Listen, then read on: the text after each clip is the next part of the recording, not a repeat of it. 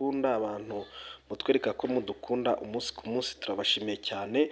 Nk'uko twabibasezeranije ko tuzajya tubagezaho agace gatoya ko kuri filime kugira ngo namwe mubashe gusubira inyuma mujye kuyireba aho bita ku Mpanga TV, kuko iyi seri niho ica.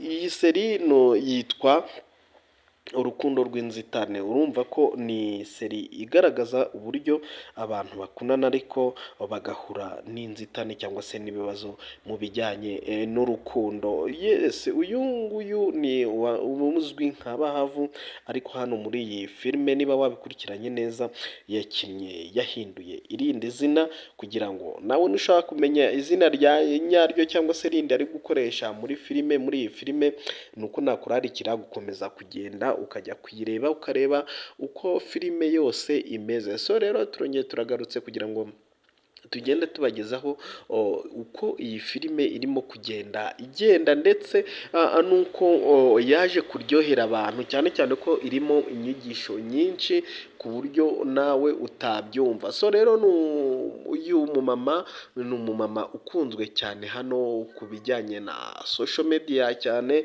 uko ari mu bantu bamwe batangiye sinema nyarwanda bakihiringa mu buryo bwose bushoboka kugira ngo sinema nyarwanda ibashe gutera imbere, kuko ni umwe mu bakinnyi cyangwa se mu ba actor cyangwa se aba actrice bakina neza cyane. Iyo ugiye kureba hirya no hino ukuntu baba bavuga bati turagukunda turagukunda cyane, kuko ni umwe mu bantu bakina role iyo ari yo yose, yaba role y'umubabaro nk'uko mubibona hano muri iyi videwo.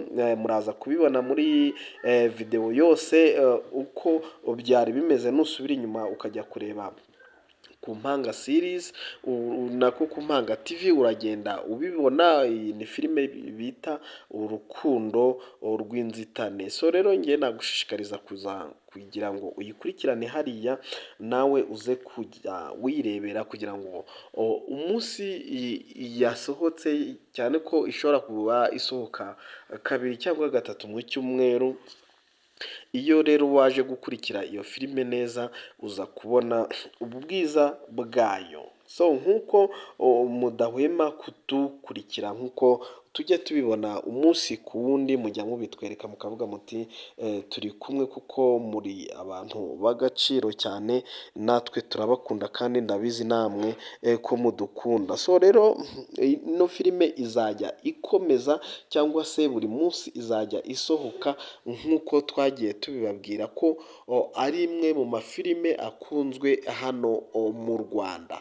Uyu mureba hano ku ifoto yanyu yitwa Bahavu amaze iminsi ari kuri hoteli bita Chateau Le Marara, hariya mu karere ka Karongi mu ntara y'Iburengerazuba, aho yari arimo kwizihiza cyangwa se yishimira ibijyanye na birthday yiwe, we n'umuryango we n'umugabo we n'umwana bari kumwe, ndetse ubona ko baryohewe cyane, bamukoreye ikirori cyiza. Nubwo bari abantu batatu, ariko wabonye ko ari ibintu biryoshye cyane by'abasirimu. Twese rero twakagombye kubyigiraho tukavuga tuti ese niba umuntu ufite amafaranga nk'aya Bahavu ndetse n'umugabo we ko bose bafite amafaranga, ni gute bategura ibirori we n'umwana n'umugabo, nta wundi muntu barimo, nta wundi muntu bavangiye, ibintu byose bakabyitegurira, kereka wenda